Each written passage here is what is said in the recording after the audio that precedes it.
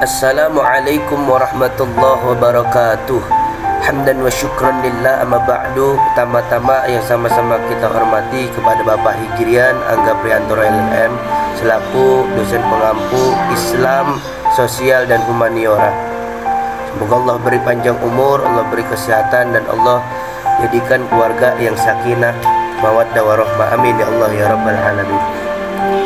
Di sini kami beranggota 3 anggota, salah satunya Muhammad Dwi Novian Muhammad Ihsan dengan NIM 211030600047, dan saya pribadi Sutria Purnama Saputra dengan NIM 2110300649.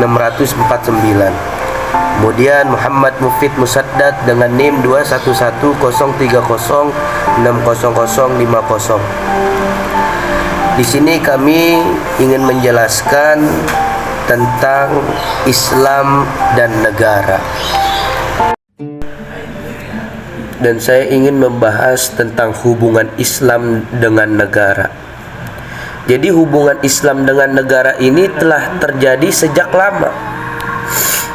Dalam Islam sudah sejak abad 7 muncul melalui gagasan Rasulullah SAW yang melahirkan Piagam Madinah, sehingga banyak tokoh atau ilmuwan Barat yang mengapresiasi kepemimpinan dan keteladanan Rasul dalam mengurus kehidupan bernegara dan bermasyarakat.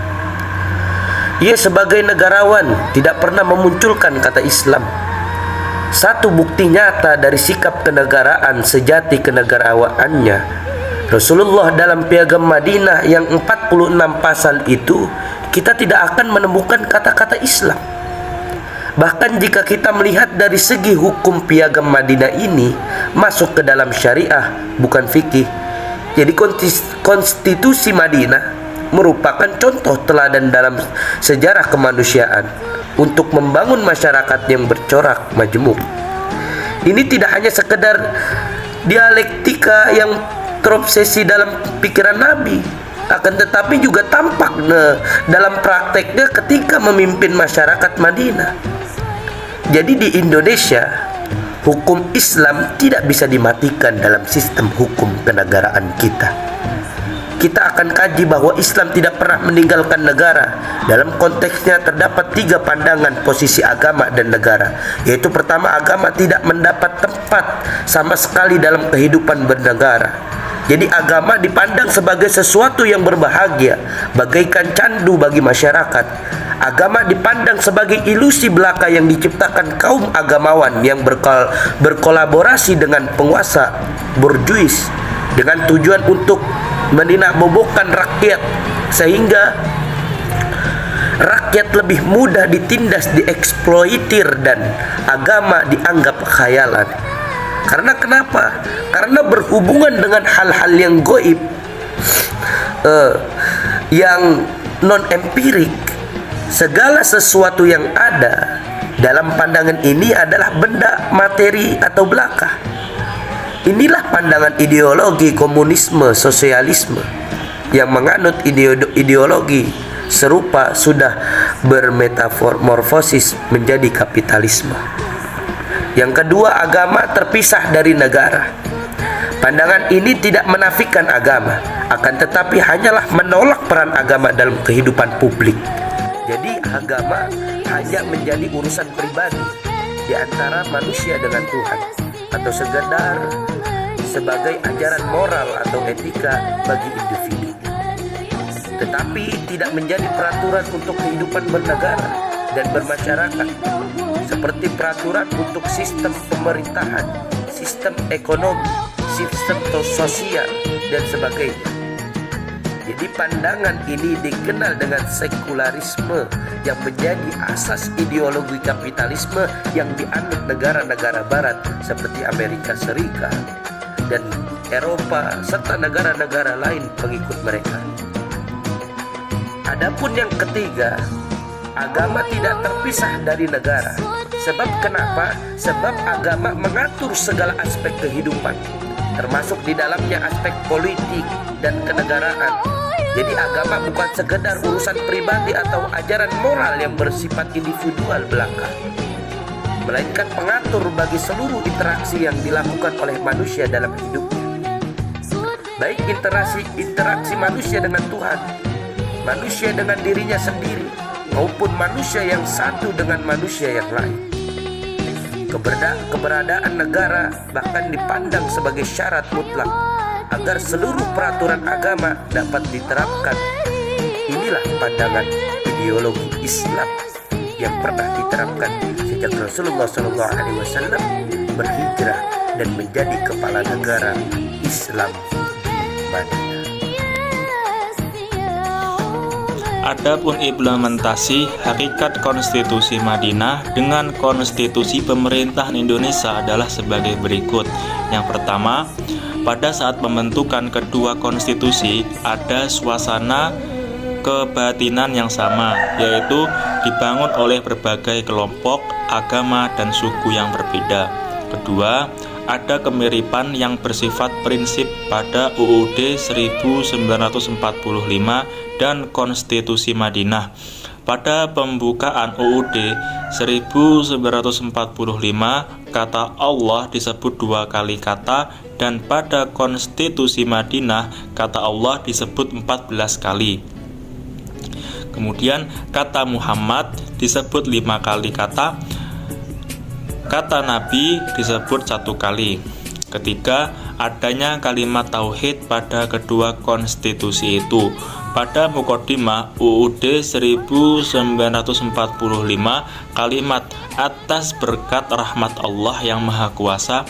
Pada Konstitusi Madinah, kalimat dengan nama Allah yang Maha Rahman dan Rahim. Keempat, terdapatnya prinsip monoteisme. Kelima, terdapatnya prinsip persatuan dan kesatuan. Keenam, terdapatnya prinsip persamaan dan keadilan. Ketujuh, terdapatnya prinsip kebebasan beragama.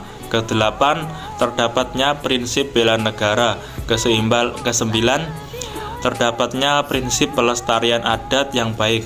Dan yang kesepuluh, terdapat prinsip supremasi syariat. Adapun perbedaan pada konsep rule of law dan restat dengan konstitusi Madinah, manusia kedudukannya dalam kedua konsep ini diletakkan dalam titik sentral. Pada konstitusi Madinah, manusia diletakkan dalam sebuah tujuan membangun sebuah masyarakat berdasarkan ridha Allah. Dalam Islam, posisi agama dan negara dijelaskan prinsip-prinsipnya dalam Piagam Madinah sebagai negara hukum, yaitu prinsip umat, prinsip persatuan, dan prinsip persaudaraan, prinsip persamaan, prinsip kebebasan, prinsip hubungan antar pemeluk agama, prinsip pertahanan, prinsip hidup bertetangga, prinsip tolong-menolong yang membela yang lemah dan teraniaya, prinsip perdamaian, prinsip musyawarah, prinsip keadilan, prinsip pelaksanaan hukum, prinsip kepemimpinan, prinsip ketakwaan, amar ma'ruf dan nahi munkar. Ada 3 relasi antara agama dan negara. Yang pertama, relasi integralistik, yang kedua simbiotik, dan yang ketiga relasi sekularistik. Yang pertama, relasi integralistik. Jadi hubungan agama dan negara merupakan suatu kesatuan yang tidak dapat dipisahkan.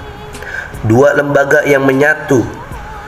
Jadi negara merupakan suatu lembaga politik dan sekaligus lembaga negara. Pemerintahan negara diselenggarakan atas dasar kedaulatan Tuhan, karena memang kedaulatan itu berada di tangan Tuhan atau teokratis. Konsekuensinya, aturan negara harus dijalankan menurut hukum-hukum Tuhan. Dan paradigma integralistik di atas kemudian memunculkan kelompok pendukung negara agama, atau dalam konteks ini disebut dengan negara Islam, Paradigma ini banyak dianut kelompok Syiah dengan doktrin imamahnya, dengan doktrin kepemimpinannya. Selain itu, juga dianut kelompok fundamentalis Islam yang menekankan totalitas Islam. Adapun tokoh dengan paradigma integralistik ini yang cukup dikenal adalah Al-Maududi. Beliau lahir 1903 sampai 1979 Masehi. Bagi Al-Maududi, syariat tidak mengenal pemisahan antara agama dan negara. Syariat adalah skema kehidupan yang sempurna dan meliputi seluruh tatanan kemasyarakatan. Sehingga menurutnya Islam harus dibangun di atas perundang-undangan syariah yang dibawa Nabi dari Tuhan dan harus diterapkan dalam kondisi apapun. Baik, di sini saya akan melanjutkan pembahasan berikutnya, yaitu pembahasan tentang pola simbiotik. Apa sih pola simbiotik itu? Pola simbiotik adalah hubungan agama dan negara itu saling membutuhkan dan bersifat timbal balik. Agama membutuhkan negara sebagai instrumen dalam melestarikan dan mengembangkan agama. Demikian sebaliknya, negara juga memerlukan agama karena dapat membantu negara dalam pembinaan moral dan etika. Paradigma simbiotik dianut tokoh Ibnu Taimiyah pada tahun 1263 sampai 1328 Masehi. Tokoh Sunni Salafi yang mengatakan agama dan negara benar-benar berkelindan tanpa kekuasaan negara yang bersifat memaksa, agama dalam keadaan bahaya, dan negara tanpa disiplin hukum wahyu pasti menjadi sebuah organisasi yang tiranik. Antara agama dan negara merupakan dua entitas yang berbeda, tetapi saling membutuhkan dan tidak dapat dipisahkan.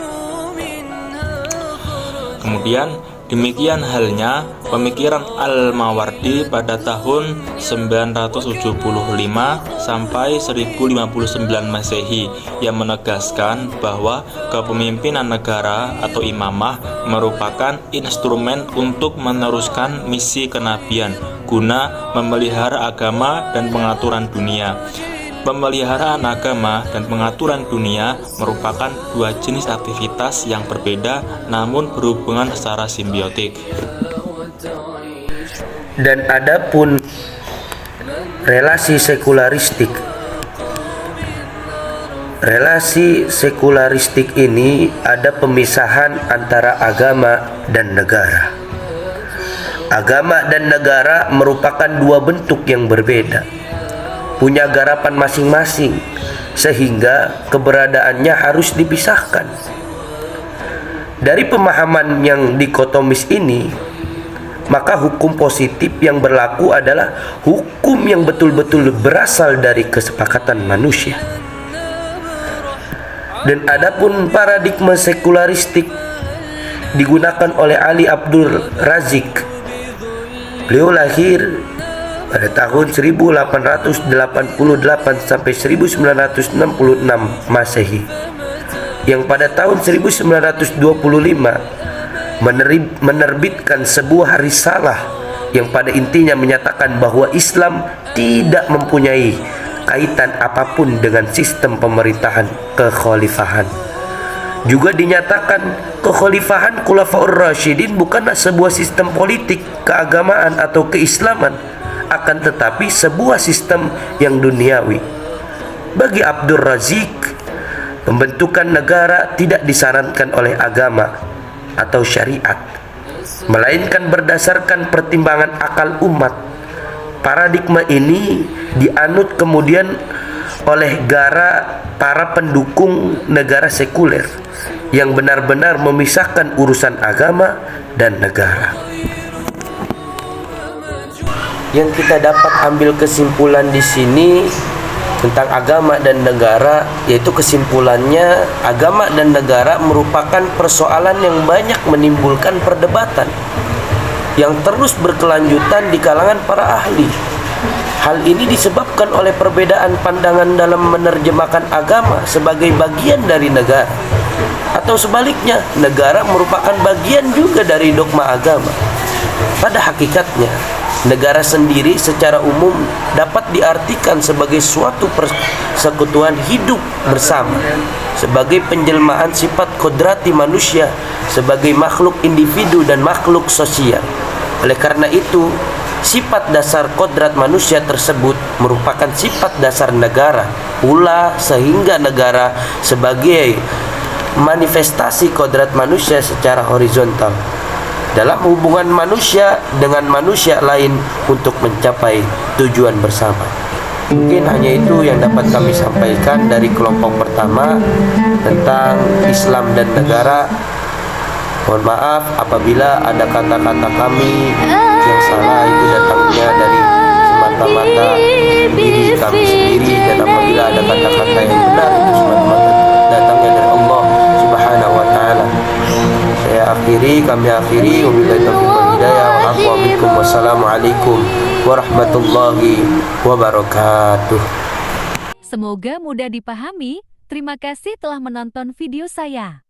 Jangan lupa untuk di-subscribe ya.